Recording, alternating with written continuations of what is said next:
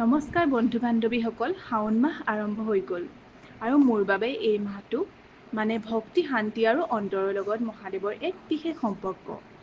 প্ৰতিটো সোমবাৰে আমি উপবাস ৰাখোঁ আৰু মন্দিৰলৈ গৈ ভগৱান শিৱক প্ৰাৰ্থনা কৰোঁ। অসমতো শিৱ বাবাৰ পবিত্ৰ স্থান আছে, যেনে উমানন্দ, কামাখ্যা আৰু শিৱসাগৰৰ শিৱদৌল, য'ত শাওণ মাহত বহু লোক আহে শিৱ বাবাৰ দৰ্শনৰ বাবে। এই মাহত শিৱক বেলপাত, গংগাজল আৰু দুগ্ধৰে স্নান কৰোৱা হয়।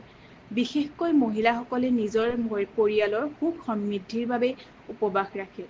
তেওঁলোকৰ দৰে আপুনিও এবাৰ অন্তৰ খুলি মহাদেৱৰ ওচৰলৈ যাওক। কোনো মন্দিৰলৈ যাওক বা ঘৰতে শান্ত মনে শিৱৰ জপ কৰক।